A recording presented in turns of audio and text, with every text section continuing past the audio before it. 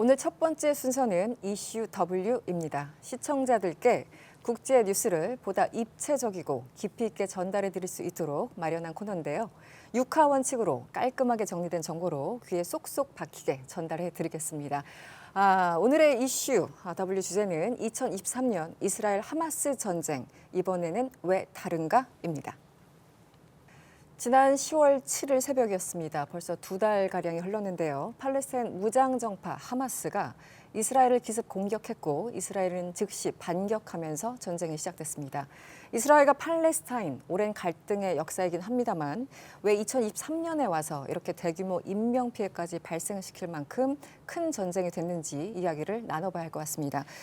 먼저 백승훈 연구원님, 이스라엘 하마스 전쟁, 사실은 저희 일반적으로 중동을 잘 모르는 경우에는 그냥 매일 싸웠던 것 같은데, 매일 분쟁이 났던 것 같은데 이번에는 또 무엇이 다른가 궁금해하시는 분들이 많습니다. 일단 말씀하시기 전에 그 10월 이후 지금은 어떤 상황인지 좀 간단하게 설명해 주시면 어떨까요? 네, 뭐 말씀 주신 것처럼 10월 7일 날 그 하마스 가심 여단이 그 2,500발의 그 로켓을 발사를 하면서 이제 분란전, 소위 말하는 게릴라 전쟁을 시작했죠. 그래서 20여 곳을 동시다발적으로 공격을 하면서 이제 전쟁이 시작됐고, 이스라엘은 이제 그 기본법 40조를 발령해서 이제 전쟁에 나섰습니다. 곧바로 응전에 나섰습니다. 이게 어떻게 보면 그 기본법 40조를 발령을 한 게 그 1973년 그 4차 중동전, 그 욤키프르 전쟁 이후에 처음 벌어진 일이거든요. 그래서 그 36만의 그 예비군들도 다 집결했고 총력전으로 이 전쟁을 벌이고 있는 상황입니다. 그래서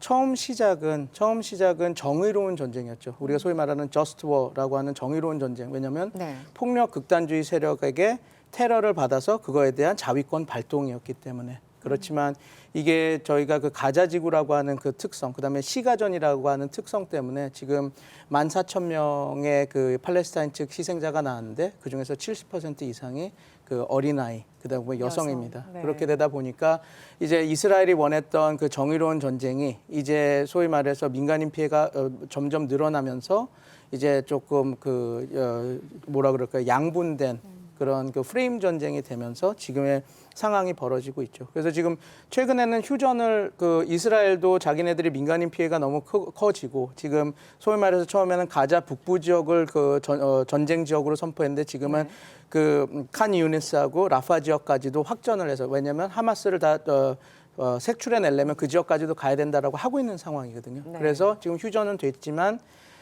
결국은 전쟁은 계속 이어질 거고 민간인 피해가 계속 늘어날 거라고 하는 것이 좀 암담한 지금 상황인 거죠. 네, 우크라이나 전쟁도 그렇고 또 이번에 이제 이스라엘과 하마스 전쟁도 그렇고 사실은 전쟁이라는 거는 예측 불가하지 않습니까? 이게 일주일 갈 수도 있고 3년이 갈 수도 있고 정말 예측 불가인데 이번에 일단 민간인 피해자, 뭐 군인을 포함해서 피해자가 그전에는 뭐 몇십 명, 몇백 명 이런 수준이었다면 이번에 말씀하신 것처럼 10,000명이 넘어가는 상황이지 않습니까? 초기에 이렇게까지 피해가 클 거라고 예상을 하셨습니까? 네.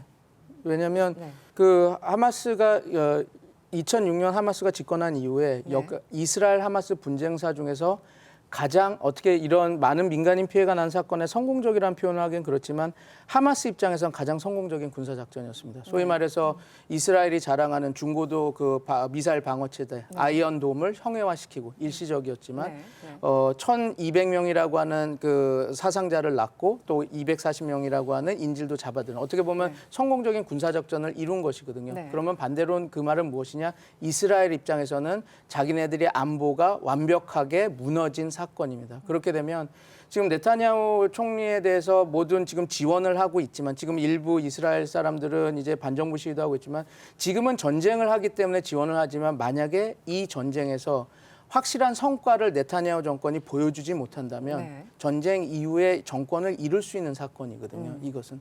그렇기 때문에 그 네타냐후는 지금 여기에서 그냥 단순히 적당히 공격하고 휴전하고 그렇게 할 수 있는 상황이 아니었습니다. 그리고 전쟁을 시작했을 때 아까 말씀드린 것처럼 기본법 40조 총력전을 했고 36만 예비군을 다 총집결시켰습니다. 1973년 4차 중동전 이후 처음입니다. 이렇게까지 다 모였다라는 것은 칼을 갈았고 우리는 하마스를 더 이상 대화 파트너로 안 하고 이 이유를 보겠다라고 들어간 거기 때문에 그 피해자가 늘 수밖에 없는 상황이겠죠. 하지만 단 이 피해자가 어느 정도 늘까 이거는 저희가 제가 소위 말하는 수정공을 든 뭐라 그럴까요 예언자는 아니었기 때문에 알겠습니다. 말은 없었지만 네. 피해자가 늘 수밖에 없는 상황이죠. 네, 연구원님 말씀하셨듯이 양쪽 다 절박하고 양쪽 다 정말 각오를 하고 지금 전쟁을 하고 있는 상황이기 때문에 그 피해가 그리고 기간도 훨씬 더 커지는 게 아닌가 싶습니다.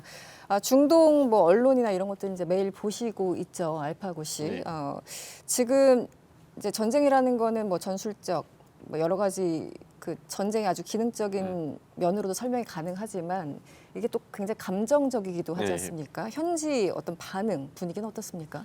현재 반응이 이제 사람들이 아무리 이스라엘에 우리가 방어권이 있다고 하고 방어권을 이해하려고 노력을 하더라도 지금 시가전이 벌어지면서 시가전에 있었던 그 장면들이 이것까지 방어권으로 봐야 되냐라고 하면서 이제 어쩔 수 없이 좀 맹비판을 하게 만들어요. 예를 들면 네. 이제 알시파이라는 병원이 있는데 그 병원에 이제 군인들이 들어가서 네.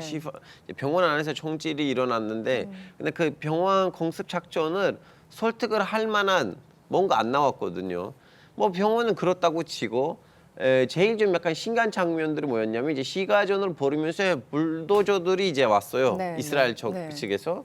근데 그 불도저들이 아무런 밑에는 군사 기지도 없는 그 기념물들이 있거든요. 기념탑들이 있어요. 예를 네. 들면 튀르키예하고 팔레스타인의 형제를 상징하는 기념탑이 있고 아니면 예전에 이제 PLO 팔레스타인 해방 기구. 기구의 이제 첫 지도자 아라파트를 또 기념하는 하나 이렇게 기념탑이 있었는데 불도저가 그 기념물들을 이렇게 밀어줬어요. 네, 네. 그래서 사람들 보기에는 이거 왜요? 이거는 군사적인 목표가 뭐예요? 예를 들면 이제 하마스의 이제 의회에 들어가서 거기에다가 이제 좀 약간 그 이스라엘 국기랑 같이 사진을 찍고 올리는 건 이해를 하겠지만 전쟁 중에 그런 모습들은 네, 종종 그러니까 보이죠. 이해를 근데 이 불도저로 이 기념물을 왜 무너뜨렸어요? 더군다나 지금 아라파트의 이제 후계자인 모하mmad 아바스라든가 아니면 알파타 정당은 이미 지금 이스라엘이랑 네. 이제 좀 소통하는 중이고 소환 지구에서는 협조 상황이잖아요. 그렇죠. 네. 이 협조하는 사람들의 좀 상징물을 왜 무너뜨리냐. 그러다 보니까 사람들이 제일 좀 약간 하마스에 대해서 부정적인 생각을 하고 있는 팔레스타인 시민도 아니면 중동 사람도 아무리 하마스는 나쁜 사람이더라도 이스라엘 더 나쁘다라는 생각을 하게 돼요. 방어권을 아무리 인정한다고 하더라도 특정 어떤 장면들에서는 정말 명분이 없다 이런 생각이 네. 들기 때문에 그런 또 양가적인 감정이 있는 것 같습니다. 구정원 기자, 사실은 이번 하마스의 공격을 보고 이제 주로 서방 언론들이 어떻게 표현을 하는지, 어떻게 비교를 하는지 저도 유심히 봤습니다. 아침마다 일어나서. 그런데 진주만 공습 혹은 9.11 테러에 비견하는 그런 서방 언론들의 묘사가 많더군요. 일단 어떻게 보셨고 이번에 하마스의 기습 공격 그 배경이 무엇인지 다시 한번 좀 설명을 해주시죠.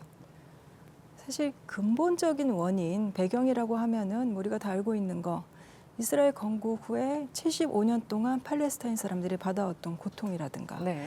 그다음에 또 이스라엘을 계속해서 편드는 미국과 국제사회에 대한 어떤 분노, 그리고 이런 상황을 타개할 수 없는 좌절감 같은 게 있었겠죠. 근데 그건 말 그대로 그냥 기저에 깔려 있는 거였고 네. 핵심적인 의문은 왜 지금, 왜 지금? 왜 하마스가 이런 대규모 공격을, 전례 없는 공격을 했을까, 그런 걸 텐데 백 선생님 말씀하신 대로 이스라엘이 이렇게 대규모로 반격을 할 걸 하마스가 몰랐을 수는 없습니다. 그렇죠. 네. 가자지구 사람들의 인명피해가 커질 것도 당연히 예상을 했을 거고요. 그럼에도 불구하고 하마스가 공격을 했다는 거 사실 저도 굉장히 충격을 받았었거든요. 근데 너무 긴 75년의 역사 말고 네. 최근 2, 3년의 상황만 보면은 네네. 이스라엘이 계속해서 우경화돼 왔는데 좀 심했습니다. 그래서 이스라엘에도 사실 아랍계 인구가 이스라엘 국민인 사람들이 많은데 유대 국가라고 인종주의적인 선언을 한 것도 그렇고 국제사회가 팔레스타인 땅이라고 한 이 동예루살렘, 네. 그래서 부동산 개발한다면서 팔레스타인 사람들 몰아내고 시위하면 유혈 진압하고 이런 일들이 계속 겹쳐왔었고, 그리고 또 미국 도널드 트럼프 정부 때 트럼프 정부랑 손잡고서 이스라엘 팔레스타인 평화 공존을 약속했던 1993년의 오슬로 협정, 거기서 나왔던 두 국가 해법, 즉 평화 공존 해법을 사실상 폐기하려는 움직임을 보여왔었죠. 그렇죠. 네. 또 팔레스타인 내부적으로 보면은 요르단강 서안과 이제 가자지구로 두 지역이 나뉘어져 있잖아요. 그래서 한쪽에는 팔레스타인 자치정부가 이제 통치를 하고 한쪽은 하마스가 하는 이런 구조인데 이 가자지구 안에서 사실 하마스가 그동안에 대의명분도 있고 여러 가지 역할을 해왔지만 이제 그런 것들이 좀 부패가 쌓이고 특히 다른 아랍국들로부터 들어오는 지원을 어떻게 주민들에게 배분할 것이냐 하는 문제에서 좀 부패도 많았었고 내부의 이제 지도자들 간의 이해타산도 많았고 하마스도 지지율이 굉장히 떨어지고 있는 그렇죠. 그런 내부에서는. 상황이었던 것도 있었던 네. 것 같아요. 지금 그리고 또, 보면은 그 네타냐후 총리도 그렇고 하마스도 그렇고 내부적으로 보면은 지지율도 굉장히 낮아지고 각각 극단화되는 그런 상황에서 어떻게 보면 외부로 시선을 또 옮긴다 이런 생각도 들게 되는데 어떻습니까? 각각 정치적으로 보면 어떻습니까? 일부에서는 뭐 네. 이란 요인을 지적하는 사람들도 있어요. 주로 미국 쪽에서 뭐 결국 뭐 이란이 배후에 있다 네. 하마스의 공격에. 근데 그게 이란이 직접 공격을 사주했을 가능성은 거의 없어 보이고요. 지금 뭐 이란이 시킨다고 하마스가 따라하는 것도 아니고. 그렇죠. 네. 예, 그리고 이란이 지금 그렇게 대외적으로 강경한 그런 조치를 취할 만한 그런 상황도 아니고 아마 그냥 이란이 오랫동안 하마스를 재정적으로 이제 지원을 해줬다 이런 맥락인 것 같은데 이스라엘과 아랍국들의 화해 같은 거는 분명히 하마스의 조치에 영향은 미쳤을 것 같아요. 이스라엘이 2020년에 아랍에미리트 연합하고 수교하고 네. 뭐 그리고 그 다음에 계속해서 이제 화해 분위기에 들어가 있었고 그래서 최대 관심사는 중동의 맹주격인 사우디아라비아와 언제 수교할 것이냐였는데 이게 거의 타결돼 가는 것 같은 그런 분위기였었거든요. 분위기였죠. 네. 근데 하마스 입장에서는 자기네들을 후원해줬던 이 아랍국들 지지를 잃어가고 있는 게 너무 명확관화했었고 뭐 실제로 이번 사태 뒤에 일단 사우디와 이스라엘이 단기간 내에 수교하기는 힘들어졌죠. 그런 면에서 보면 하마스의 계산이 맞아떨어졌다고도 볼 수 있을 것 같은데 네. 그렇지만 또 그걸 막기 위해서 과연 이 정도 규모의 공격을 그런 외교적인 목적만을 위해서 했겠느냐. 네. 그러니까 이스라엘 아랍 관계 정상화를 이 대세를 하마스가 되돌리기는 사실 좀 힘든 거거든요. 그렇게 할 수 있을 거라는 보장이 없는데 뭐 당장 아랍에미리트 연합만 해도 이런 공격이 벌어지고 이스라엘이 보복을 했어도 그 이스라엘과의 그런 정치적인 관계는 계속 그대로 네. 가겠다고 얘기를 하고 있거든요. 네. 근데 그렇지만 어쨌든 이번 공격으로 하마스는 사실 중동 무대에서조차도 하마스와 팔레스타인이 좀 이렇게 시선에서 벗어나 있었는데 우리를 무시하지 마라. 우리가 지역 안보를 흔들 수 있는 존재다. 네. 이거를 확실하게 보여준 각인시킨 계기가. 것. 예. 네. 그런 면에서 보면은 정치적인 승부수 참 안타까운 일이지만 좀 잔인한 일이지만 그렇게 볼 수 있을 것 같습니다. 네. 일단 지금 구정현 기자가 여러 가지 원인에 대해서 설명을 좀 해주셨는데 일단 이스라엘의 뭐 우경화 문제 그리고 정착민들이 불법적으로 거기 말 그대로 정착을 해서 거기 있던 팔레스타인들을 쫓아내는 그런 상황들 누적된 분노와 좌절감 그리고 방금 말씀하신 것처럼 이제 아브라함 협정이죠. 이스라엘과 이 순위파 뭐 사우디가 같이 사우디아라비아 마저 손을 잡는다면 어떻게 될까라는 어떤 우려 여러 가지가 굉장히 복합적인데 조금 더 보충해 주실 부분이 있으면 어떤 게 있을까요? 이 배경에. 제가 보는 관점이랑 똑같습니다. 근데 이제 그렇군요. 그거를 하나를 더 조금 얹자면 이거죠. 그 사우디아라비아가 이제 요번에 일로 미는 자기가 2002년도에 자기네들이 했던 그 사우디 구상, 사우디 이니셔티브 얘기를 꺼내면서 이게 끊어져. 이제 지금 이게 큰 변화가 이겁니다. 그러니까 트럼프 행정부가 왔을 때 아브라함 협정을 던졌을 때 네. 저는 되게 비관적으로 봤거든요. 근데 그때 좋게 본 사람들도 많습니다. 그렇죠. 제가 아는 학자들도. 왜냐하면 어차피 그 두 개의 국가 해법론은 이제 끝난 딜이기 때문에 뭐래도 이것들이 이루어지려면 새로운 좀 모르는 여러 행위자들이 모여서 할 수 있는 것들을 던졌어야 되는데 트럼프가 그 이익에 대한 것들을 던졌고 그래서 이 모든 사람들이 들어오니까 특이하게 또 이런 역학들 새로운 다이나믹스가 만들어진다 해서 좋게 본 부분이 있었는데 간과한 것은 이겁니다. 하마스 지금 팔레스타인의 모든 사람들은 자기 국가 건국을 원해요. 그렇죠. 그런데 지금 소위 말해서 트럼프가 던진 그 아브라함 협정은 기존의 1948년부터 국제사회가 합의를 해온 두 개의 국가 해법을 완전히 뒤바꾼 거거든요. 그러니까 원래는 전 세계가 뭘 했었냐면 영토 대 평화. 네. 그러니까 니네들이 뺏어간 땅을 돌려주면 우리가 평화를 구축하고 거기서 두 국가를 하고 평화를 하겠다는데 아브라함 협정은 평화 대 평화 담론이거든요. 영토는 모르겠고 지금 너네들 먹고 사니 좀 힘들잖아. 평화를 주고 여기서 그 우리나라 개성공단처럼 경협이 일어나서 니네들 먹고 살게 해줄게라고 던지고 근데 이게 되게 정말 악랄한 방법인 게 왜냐하면 이거는 또 디바이드 앤 룰. 팔레스타인에서도 분열을 일으켰거든요. 왜냐하면 지금 하마스 그 가자지구 하마스 밑에 있는 팔레스타인들 지금 MZ 세대들은 67년, 48년 아무 상관없습니다. 자기네들은 지금 요번 해 8월에 그 UNDP의 그 통계를 보면 네. 실업률이 45%, 그다음에 82% 사람들이 최하 빈곤선 아래에 있었었거든요. 그러니까 얘네들은 지금 하마스 밑에 있는 팔레스타인들은 국가 건설은 모르겠고 저 먹을 거라도 줘야 하고 이런 상황. 그래서 이게 분열이 되는 상황. 그래서 제가 어떻게 보면 참 그 트럼프 자기가 세기의 협상가라고 그러는데 정말 이런 거를 던지는 건데 어떻게 보면 그걸 칭찬할 게 아니라 되게 잔혹한 거거든요. 너네들 이렇게 해도 먹고 살래 하고 너네들 계속 국가 뭐가 중요해 이렇게 던져서 분열을 해놓고 그런 상황에서 근데 하마스에 비판할 부분은 이겁니다. 하마스는 자기 이런 생각을 했을 거예요. 이 바보 같은 국민이 지금 여기에서 하면 국가 건설은 없어. 그러니까 너네들은 날 믿고 따라와야 돼 해서 이걸 던진 거지. 그럼 어떻게 보면 대의민주주의 체계에서 연구하는 학자로서는 과연 저 사람들이 민의를 수렴하는 정치 세력인가라고 볼 수 있는 비판을 할 수 있지만 왜 얘네들이 이런 거를 확신범으로 이렇게 해야 된다고 밀어붙였냐라는 거를 우리가 알 수가 있는 거죠. 네. 그래서 그 부분을 지금 구정훈 기자님께서 한 얘기에서 덧붙이면 왜 하마스가 이때 왜 이렇게 행동을 했을까를 조금 더 이해를 할 수가 있겠죠. 그러니까 트럼프가 던졌던 혹은 시도했던 아브라함 협정이 사실은 이제 해결이 아니라 봉합이었고 봉합도 안 되는 어떻게 그렇죠. 보면은 순간적인 처방전 정도였고 미봉책 네, 처방전이었죠. 미봉책이었고, 네. 그리고 내부에서도 여러 가지 분열, 세대별 분열 뭐 등등 계급별 분열이 있었던 것으로 지금 이해를 할 수 있을 것 같습니다. 우리 알파고 기자는 팔레스타인에 가본 적이 혹시 있으십니까? 올해 갔었어요. 올해. 근데 올해 그 가셨어요? 가자치구 아니고 네. 소안치구에 갔었어요. 그때도 취재를 물론 하러 가셨을 것 아니 같은데. 뭐 반취재 사실 우발적으로 갔는데 원래 대한민국을 떠날 때는 그냥 니엄시티를만 볼 줄 알았거든요. 네. 니엄시티를 취재하려고 대한민국을 떠났는데 네. 그 생각보다 일정이 너무 빠르게 끝나니까 어차피 시간 남았잖아요. 네. 그러면 별별 거 다 문제 있는 지역들 좀 가보자고 해서 네. 예, 그쪽 지역까지 갔습니다. 네. 당시 분위기는 언제쯤 가셨습니까? 저는 그 사법개혁이 시위가 일어났잖아요. 이스라엘 사법개혁. 예, 문제. 그거 네. 하루 이전에 들어갔고 사법개혁을 보고 이제 다음 날 왔습니다. 그때 그러면 이스라엘 뭐 그쪽에서 어쨌든 그 집회 시위 같은 게 한참 벌어지고 있었던. 2주차였었어요. 그때 그날은 10만 명이 모였었거든요. 굉장히 많은 인원이 그때 모였더라고요. 그때 저는 이스라엘 사람들한테 이 얘기를 들었어요. 하마스 애들이 착하다. 우리는 이렇게 직업받고 싸우고 있는데 왜 도발 안 하지? 그런 얘기를 했었군요. 왜냐하면 네, 거의 군중들은. 내전 분위기였어요. 이스라엘이.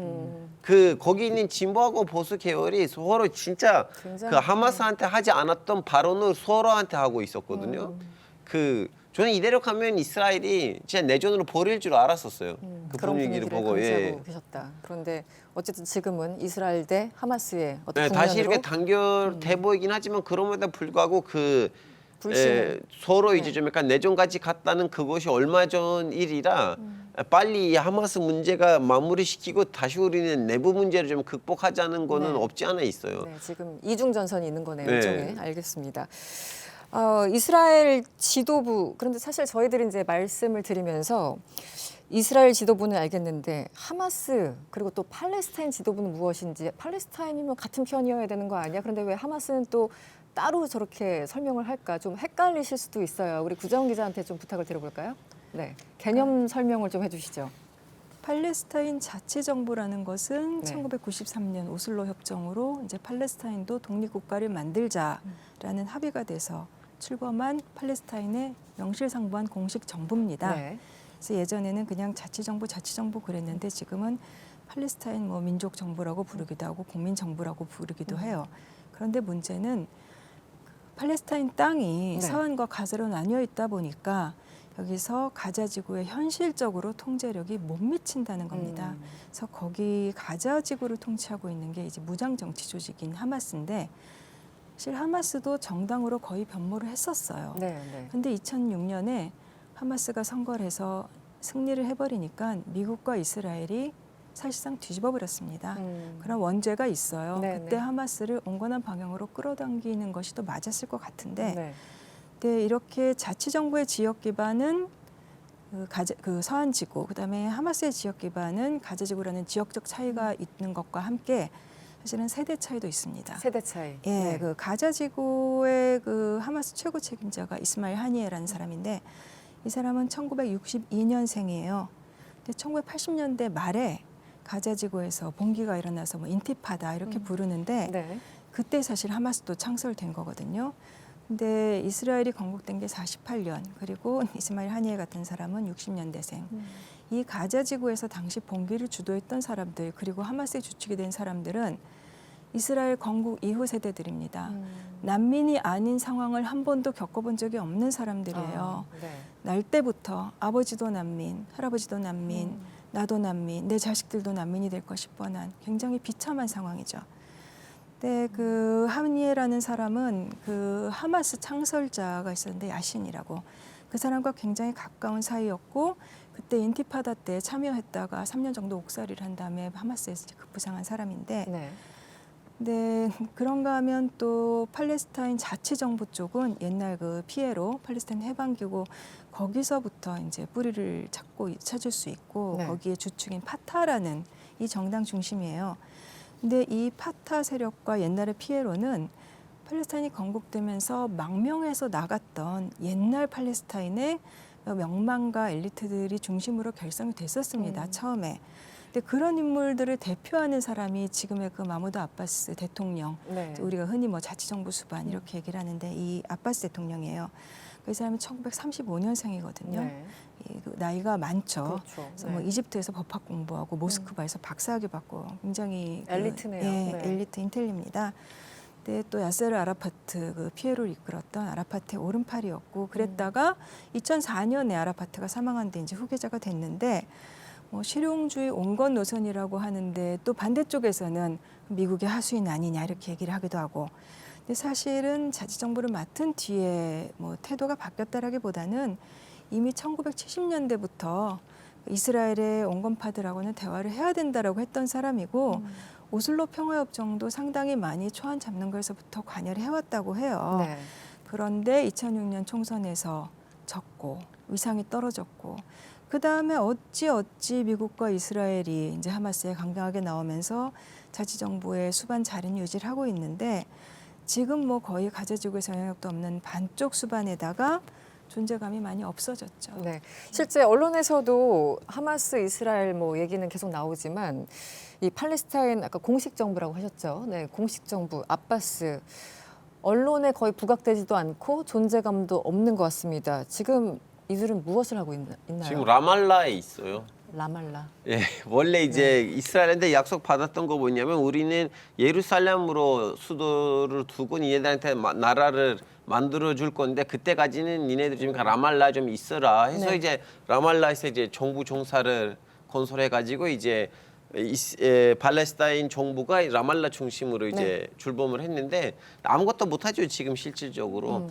그리고 이제 방금 전에 이제 구정훈 선배가 말씀드렸는데 이 바타 사람들을 보시면 다 나이가 많으시잖아요. 그리고 이분들은 다 해외에서 독립운동을 하다가 다음에 들어왔던 그 평화 협정 이후로 이제 들어왔던 분들이니까 그분들은 내 학교를 보면 뭐 이집트나 시리아나 아니면 소련이에요. 네. 근데 그 하마스 사람들을 보시면 다 국내예요. 다 가자 지구에서 교육을 받았던 사람이고 그리고 이제 감옥에 끌려갔다가 감옥에서 있으면서 이제 좀 그 히브리 말을 배우고 이스라엘 방송국을 보고 이스라엘 사람들의 생각을 좀 약간 읽을 수 있는 사람들이 됐어요. 어느 정도라면 방금 전에 소개를 하셨던 그 이스마일 하니에가 있잖아요. 네. 그분의 여동생이 이스라엘 시민이에요. 아, 그러다 네네. 보니까 자기 조카들이 이스라엘 군대에 갔다 왔다 했던 애들이에요.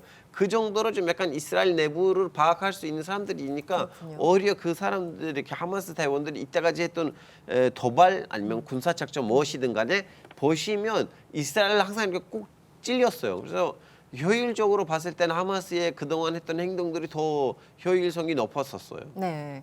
지금 구재원 기자 그리고 알파고 기자 설명을 해주셨는데 그 연구원님 어떻게 보면은 지금 설명을 듣다 보면 아주 간략하게 뭐 단순하게 표현하면 서로 다른 국가가 존재하는 듯한 느낌마저 드는데 조금 더 보충 설명해 주시면 어떻습니까? 이게 뭐 온건파, 강경파 뭐 이렇게 설명을 해야 됩니까? 어떻게 해야 매파, 됩니까? 비둘기파도 할 수 있는데 우리나라 386이랑 비슷합니다. 하마스가. 하마스. 그러니까 거기가 굳이 이제 비교를 하자면? 굳이 비교자면 민주화 운동 했고 그들도 이렇게 그 되게 싸웠고 감옥 갔고 왜냐면 그 앞에 그 아바스 수반 세력과는 다르게 말한 것처럼 처절하게 그 자기네들이 60년대생들이거든요. 거의 지금 지도부들이 자기가 원래 3차 중동전 이후에 완전히 처절하게 팔레스타인 그게 어떻게 되냐면 팔레스타인이라고 하는 국가가 이집트 원래는 나세르나 이런 세력들에게 붙어서 그래 팬 아랍이즘 범아랍주의로 우리가 너네를 자유롭게 해줄게라고 했다가 어떻게 보면 뒤통수를 맞은 그런 세력이거든요. 그래서 완전히 자기의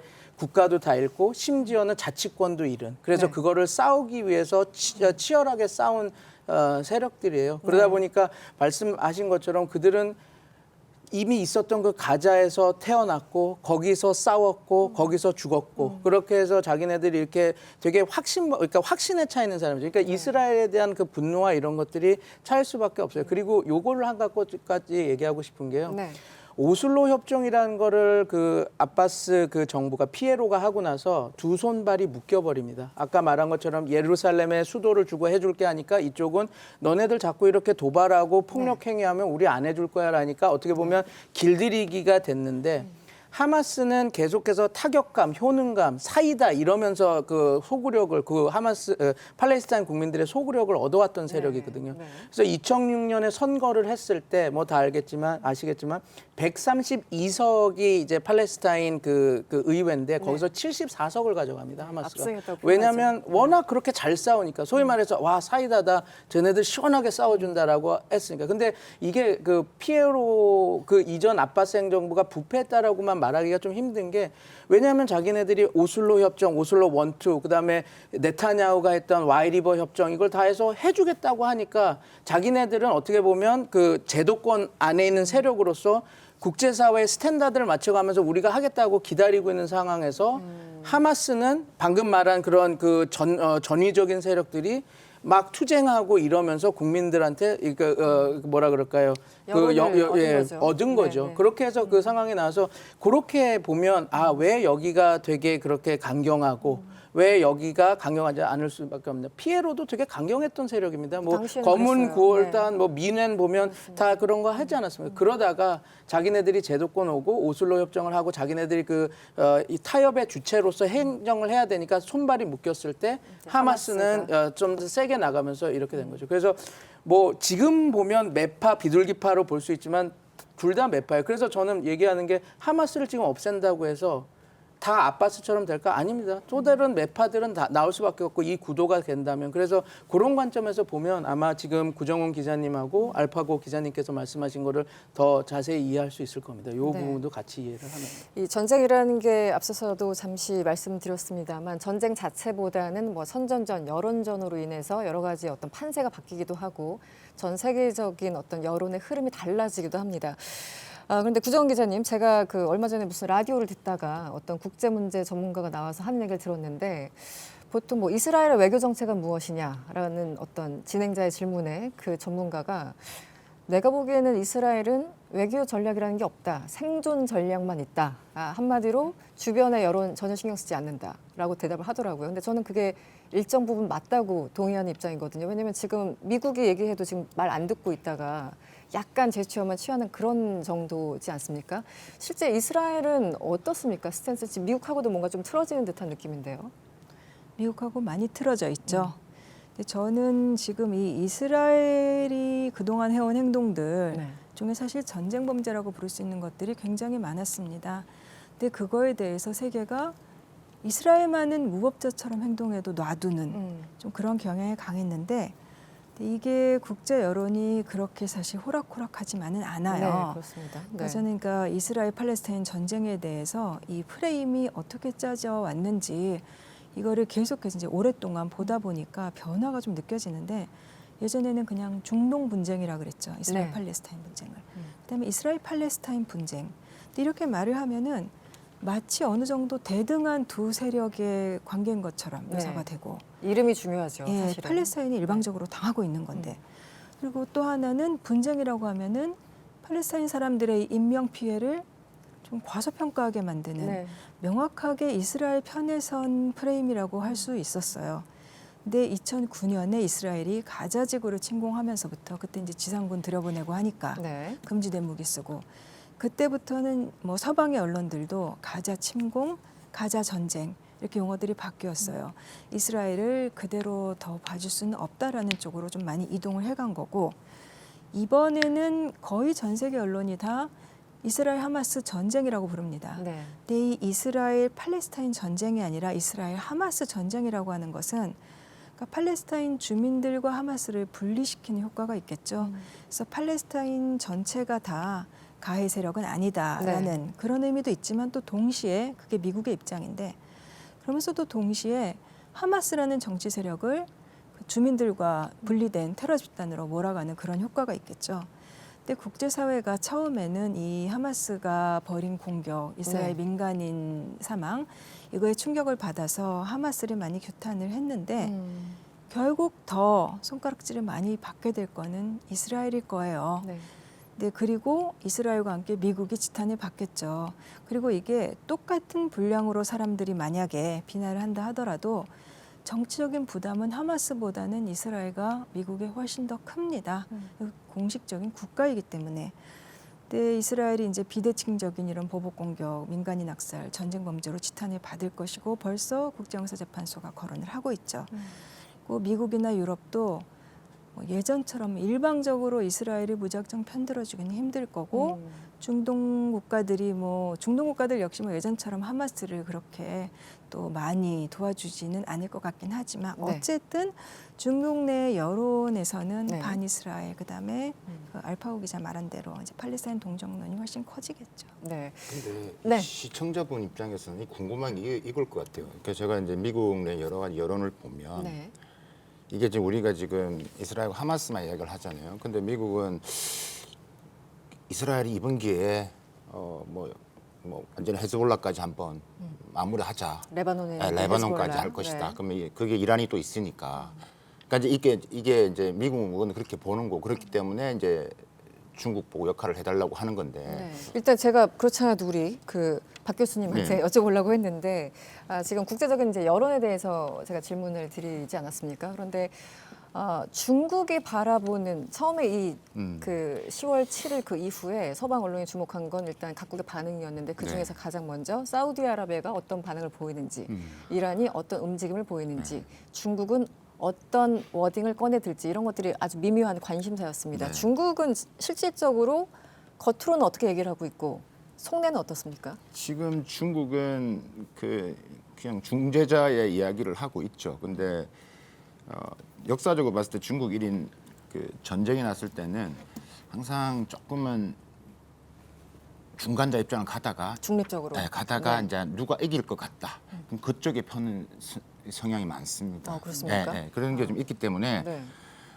지금은 그러니까 우리가 속내는 당연히 팔레스타인 독립을 해야 되고 계속. 그러니까 지금 우리가 국가 안에 또 하나의 나라가 있는 거기 때문에. 그렇죠. 네. 그러니까 중국 입장에서는 그러니까 자기들이 했던 뭐 일국이 양자 타이완 이슈처럼 하나의 국가로 있어 주는 게 훨씬 더 중국은 미국에 대항해서 하나의 우군을 계속 만들 수 있는 측면이겠죠.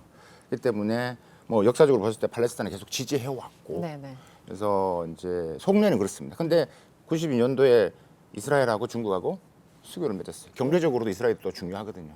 그렇죠. 경제적으로. 또 여러 가지 또 뭐 우리가 뭐 석유라든지 가스라든지 이런 게 있기 때문에 근데 그것도 이제 입장이 조금 미묘하죠. 그러니까 지금 이스라엘이 조금 불만이 있는 거예요. 중국한테. 그러니까 입장 표명을 정확히 해라.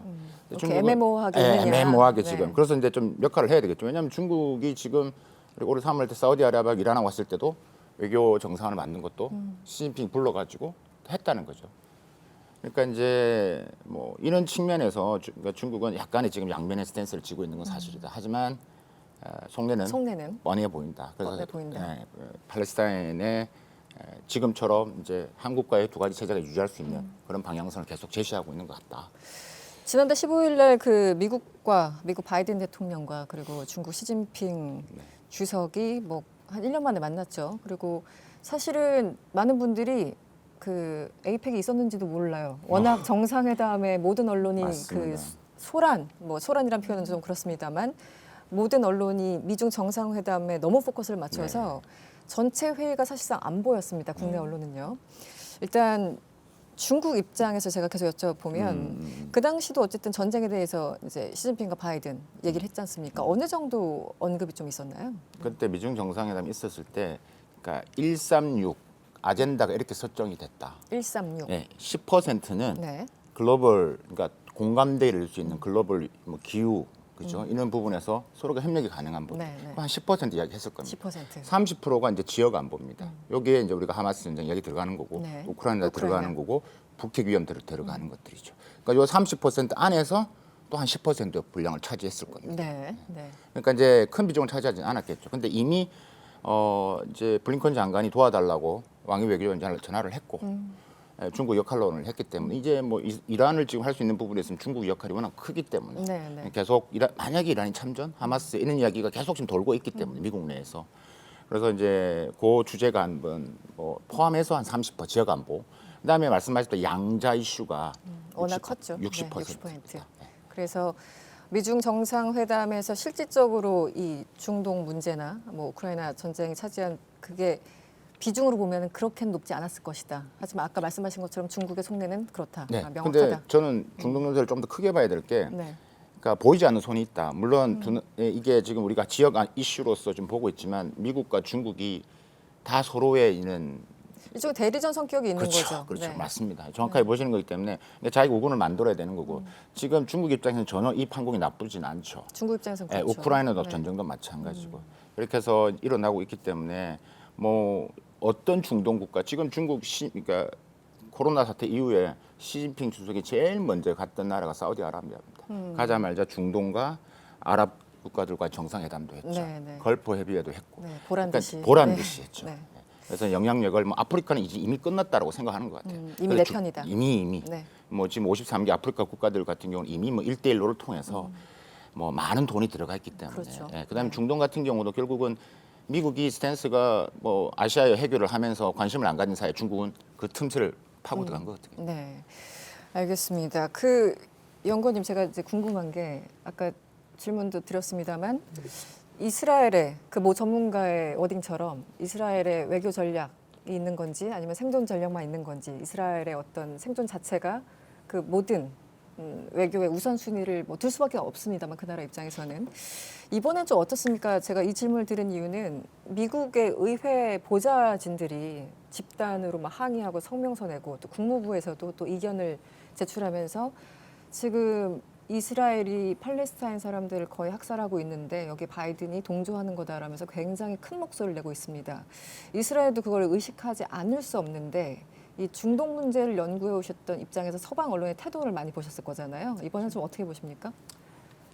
우선 그 바이든 행정부가 좀 빨리 뭐 미리 나갔죠. 그래서 처음에 바이든 행정부가 블링컨을 전쟁 시작하자마자 바로 보내고 보냈죠. 네. 그다음에 바이든도 갔죠. 그래서 자기가 이 하마스 이스라엘 전쟁을 하마스와 이스라엘로 끝내기 위해서 하마스와 팔레스타인으로 가지도 않고 하마스와 중동 전쟁으로 확전되지 않기 위해서 이렇게 움직였죠. 그렇죠. 그래서 사자회담을 하려고 했는데 못하지 않았습니까? 못했죠. 네. 그래서 그런 것들이 다 보여주면 왜 그렇게 그런데 나서냐. 바이든 행정부가 빨리 움직였을 때 그 얘기 미국 내 외신들은 다 그 얘기를 했습니다.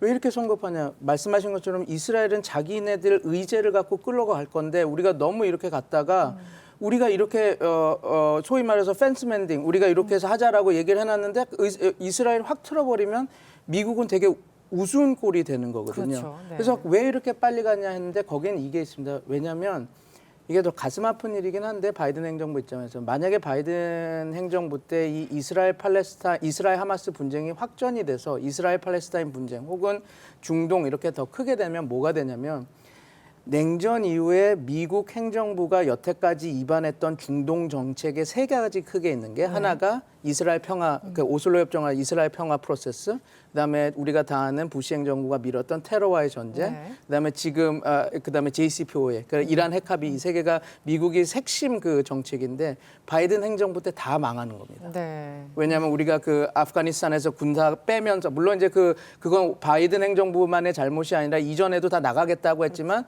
매티스나 모든 그 이전 행정부 그 국방부 장관도 하지 말아라. 지금 하고 천천히 우리 그 시간을 들여서라고 얘기를 했음에도 확 뺐잖아요.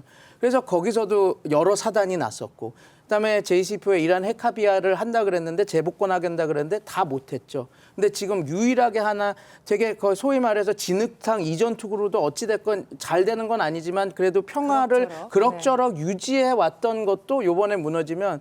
재선에 못하죠. 트럼프는 이제 아주 어떻게 보면 꽃놀이패를 쥔 상황이라서 계속 비판을 하고 있었고, 그러니까 어떻게든 이거를 확전을 막으려고 총력전을 당한 겁니다. 그래서 이스라엘한테는 이게 확전 안 되게 국제법 준수해 이러면서 하마스나 헤즈볼라를 못 들어오게 하려고 항모 전단 2대를 보고 핵 항모도 보냈죠. 이게 어느 정도 수준이냐면 핵 항모를 3대 보낸 거는 이라크 공격했을 때 이후 그때 말고는 없었습니다. 그러니까 그만큼 2003년 네. 그만큼 자기네들이 억제를 하겠다라고 이렇게 하는 겁니다. 근데 그 시그널은 뭐냐면 그걸 모두한테 시그널을 보내는 거예요. 중국, 러시아, 이란, 그 헤즈볼라 들어올 생각하지 말아라. 우리 진짜 장난하는 거 아니다. 여기 사활을 걸었다. 그래서 얘기를 하고 있고, 저도 그 국제관계학자로서 저는 그런 외신을 보는데 제가 재밌게 봤던 거는 중국, 러시아, 북한의 행보입니다. 중국은 처음에 이게 벌어졌을 때 뭐라고 이스라엘 편을 들었어요. 처음에 하마스 이건 테러행위다. 그러다가 미국이 이렇게 너무 올인하는 걸 보니까 살짝 팔레스타인 자치권을 우리가 존중한다라고 해요. 그러니까 딱 스탠스를 두면서 자기 레버러지를 올리는 거죠. 러시아도 어떻게 나오느냐? 이 얘기를 하면서 그렇습니다. 이스라엘한테는 관계가 틀어지면 안 되니까 하마스 얘기는 비판하면서도 팔레스타인 자치권을 얘기하면서 얘네들 자위권 얘기들 많이 해줘요. 그러면서 뭐라 그러냐면 우크라이나 침공도 우리의 자유권의 발동이었다라고 약간 그렇게 어젠다를 가져갑니다. 제가 제일 우스웠던 거는 북한입니다. 북한이 이제 조선중앙통신에서 이제 얘기를 했는데 자기네들이 무슨 얘기를 하냐면 팔레스타인 얘기를 합니다. 하마스 얘기는 안 하고 팔레스타인 애들 이렇게 자치권 해줘야 된다, 자위권 이렇게 인정해줘야 된다 그러면서 미국을 비판합니다. 미국 니네들이 이런 국제 협약을 안 지켰기 때문에 얘네들이 자위권을 발정할 수밖에 없게 만들지 않았느냐 이렇게 비판하다가 또 숟가락을 얹는 게 북한 핵 개발은 자위권 발동이다. 또 이러면서 이렇게 하거든요. 그러니까 이 지금 언론 지형이 다 자기 밭 논대기를 하고 있고.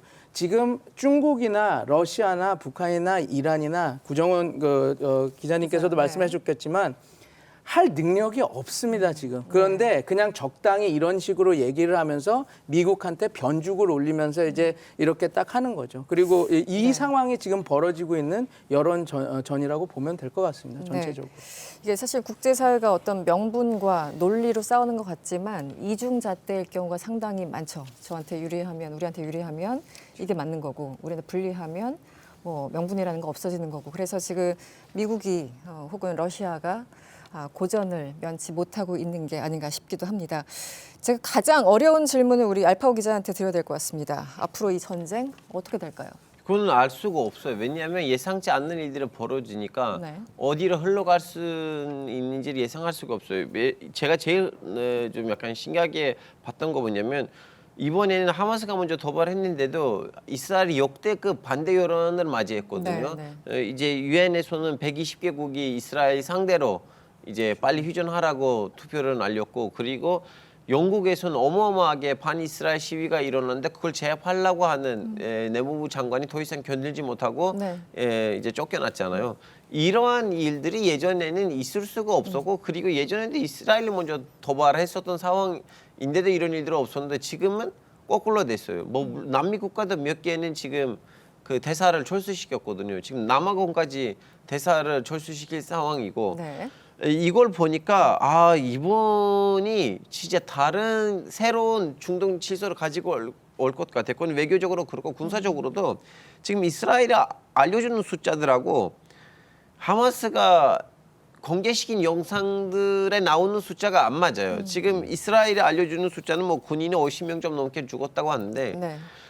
하마스가 보여줬던 영상들에서는 50명 더 많이 죽은 것 같아요. 그리고 또 이제 전차하고 탱크가 네. 한 몇십 개만 좀 고장 났다고 하는데요.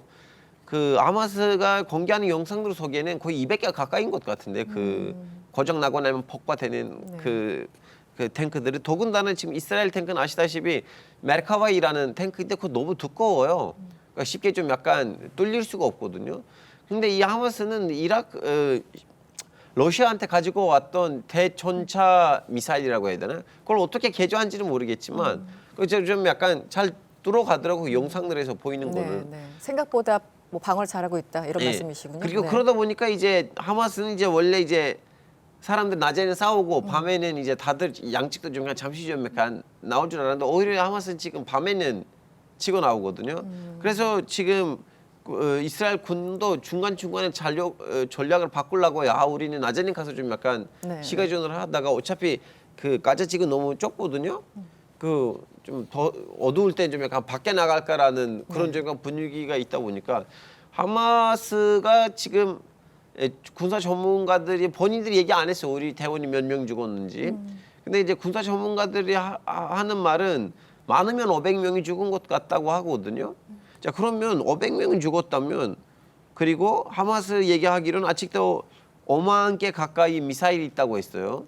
5만 개 가까운 예, 미사일이요. 미사일이 있다고 했고 그리고 아직도 그 이스라엘이 지금 시가전을 벌이면서 그 지하 동굴들이 있잖아요. 네, 네. 터널들. 그거는 네. 이제 폭파시킬 때마다 좀 영상을 공개를 해줘야 되는데 아직도 그렇게 많이 공개 안 했다는 걸 보니까 아직도 동굴들이 너무 많은 거고 동굴들이 있는 한 그 하마스는 자꾸 좀 약간 지원을 받을 수가 있다는 거예요. 그래서 미국이 이스라엘 군의 그 전면전 지상전을 한다면 그 터널 이런 문제 등으로 쉽게 끝나지 않을 것이다라고 네. 계속 경고를 하지 않았습니까? 그러다 네. 보니 지금 이 전쟁이 끝날 것인지 언제 끝날 것인지 어떻게 끝날 것인지 네, 알 수가 그거 알 없다. 수가 없어요 현재로서. 네. 알겠습니다. 사실은 그 어느 누구도 바이든 대통령조차도 말하기 힘들 것 같은데, 네 구정원 기자 어떻게 보십니까? 왜냐하면 우크라이나 전쟁 발발했을 때도 뭐 일부 정보 기관에서 일주일이면 끝날 전쟁이다 뭐 이런 얘기도 했다고 하죠.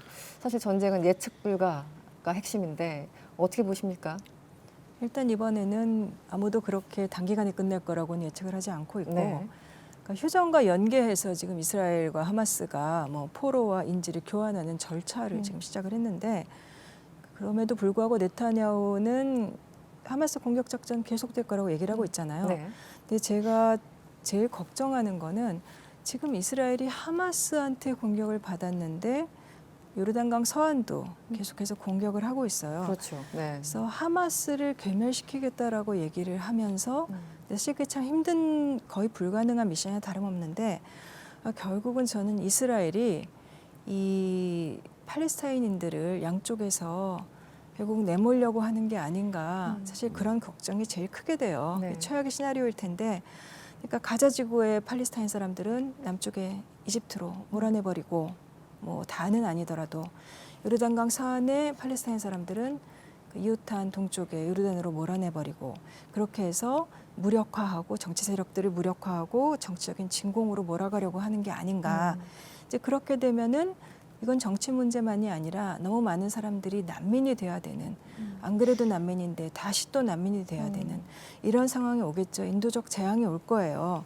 그래서 그때 그 바이든 미국 대통령이 이스라엘 바로 갔을 때 원래는 요르단 이집트 지도자를 만나려고 했는데 그들이 이제 만나지 못했잖아요. 네, 네. 뭐 명분은 뭐 병원, 뭐 폭발 사건 뭐 그렇죠, 이런 정말. 얘기였지만 네. 사실은 그 이집트나 요르단 정상들은 굉장히 부담스러울 거예요. 이거를 결국은 난민을 이스라엘이 잔뜩 만들어 놓고 나서 주변 아랍국들에 너희들이 떠안아라 부담을 이렇게 떠넘기려고 하는 거니까 굉장히 부담스러울 텐데 그래도 미국과 이스라엘은 그쪽으로 밀어붙이려고 하겠죠. 인도주의는 아랍국들이. 근데 미국도 지금으로 봐서는 별로 지렛대가 많지는 않아 보이고 바이든 정부가 갖고 있는 지렛대도 많지 않아 보이고 그다음에 중동 국가들도 또 사실 또 예전과 많이 달라서 예전에는 이스라엘을 굉장히 강경했지만 그런 지도자 세대가 중동에서도 세대 교체가 많이 돼서 지금은 현실적인 이해관계 정치적 이데올로기나 대의 명분보다는 경제적으로 이익을 중시하고 실용주의적인 지도자들로 걸프도 많이 바뀌었거든요. 그래서 이런 것들이 맞물리면서 한마디로 어디 한 군데 딱 결정적인 무언가를 쥐고 있는 세력도 없고 네. 이제 그게 제일 큰 문제는 인도적 재앙으로 나타난다는 거. 그러니까 결국 사람들이 죽고 다치는 문제잖아요. 전쟁이라는 거는 우리가 여러 가지 지정학적인 이야기를 하지만 그런 면에서 이 마음 아픈 상황이 좀 오래 갈까 봐 걱정됩니다. 네, 좀 여전히 어려운 질문이긴 합니다만 약간 정리하는 의미에서 우리 그 연구원님께 지금 그래서 어쨌든 전쟁이 끝난 이후를 우리는 또 생각을 해봐야 되겠어요. 네타냐후 총리는 본인이 직접, 그러니까 이스라엘이 직접 그래서 뭔가 컨트롤하겠다라는 그런 워딩을 했죠.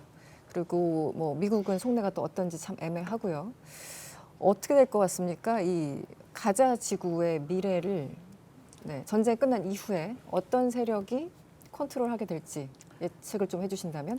여기 딱 질문을 주셨던 게 그거지 않습니까? 이번 전쟁은 앞으로 어떻게 진행되고 누가 키를 쥐고 있었을까? 전 이스라엘이 쥐고 있다고 봅니다. 그게 이스라엘. 지금 가장 큰 비극입니다. 네. 이스라엘이 멈추면 이 전쟁 멈출 수 있습니다. 하지만 이스라엘은 멈출 생각이 없죠. 왜 이게 더 들어가면 그런데 이스라엘이 핵을 갖고 있는 국가이기 때문에 그럽니다. 유일하게. 거기서 누구도 자기를 그렇기 때문에 저렇게 자기 마음대로 할 수 있는 거예요. 여기서 누구도 나를 건드릴 건드리지 수 않는다. 없다라고 하는.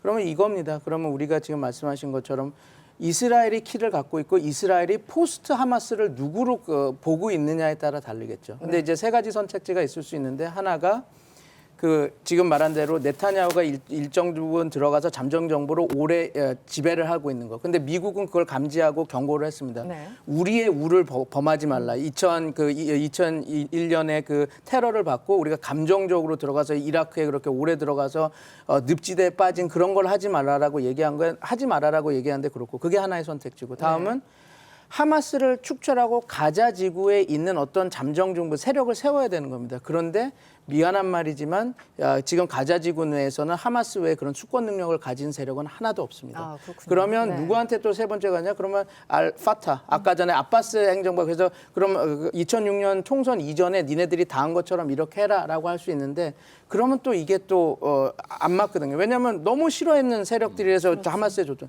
그러면 결국은 어떻게 했냐? 지금 이 선택지 안에서 이스라엘이 어떤 판단을 하고 이스라엘이 어떤 게 자기네들 국익에 제일 좋겠다 판단하고 나서야 우리가 어떤 그림을 그려볼 수 있다라고 하는 것이 지금 제일 가슴 아픈 이유죠. 이스라엘이 그 키를 갖고 있고 네. 이스라엘이 어떻게 선택하느냐에 따라 우리가 전망할 수 있을 것이다. 그렇게 보고 있습니다. 네, 잘 들었습니다. 어쩌면 전쟁과 갈등이 일상이 돼버린 가자지구는 너무 지쳤을 것 같습니다. 보는 저희들도 이렇게 힘든데 당사자들은 또 어떨까 다시 한번 좀 생각을 해봅니다. 오늘 이야기하면서 다들 눈치는 채셨겠지만 이스라엘 하마스 전쟁에 평화를 가져다 줄 키맨 이야기를 해볼까 합니다. 여기는 단문으로 네 분 모두에게 제가 질문을 드리고 싶습니다.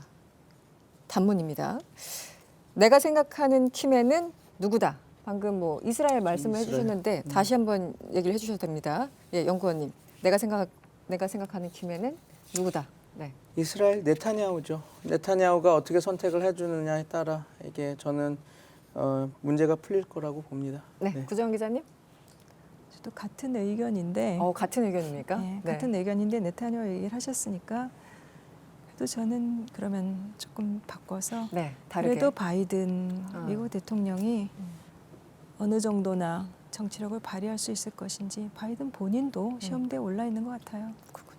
내가 생각하는 키맨은 바이든이다. 네, 구정 기자 말씀을 해주셨고 우리 알파오 기자. 구정 선배님 이제 나타냐후 바이든이라고 하셨잖아요. 전 단호하게 바이든이라고 생각해요. 단호하게 왜냐하면 바이든. 네. 이스라엘이 지금 빚을 치면서 전쟁을 벌이고 있거든요. 미국이 돈을 끊는 순간부터는 이스라엘이 일주일, 이주일 얼마나 전쟁을 할 수 없어요. 왜냐하면 경제력도 군사한테 가고 있어요. 젊은 애들이 가서 일이라고 돈을 벌어야 되는 전쟁을 하고 있잖아요. 그렇죠. 네. 미국이 돈을 끊는 순간 이스라엘이 전쟁을 못 해요.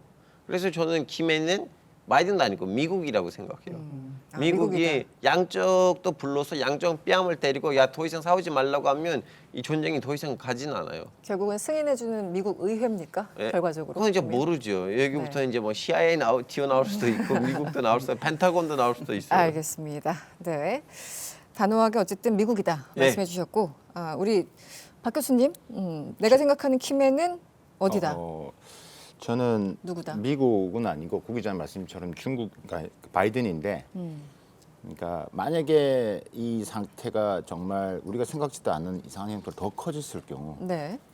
그러면 중국도 그냥 있을지는 않을 거고, 그러면 시진핑의 또 판단이 결정되기 때문에 저는 이제 바이든하고 시진핑을 이야기하는데, 미국이라고 이야기하지 않는 표현은 이게 물론 내년까지 오래 간다고 말씀하셨기 때문에 내년 대선이 있죠.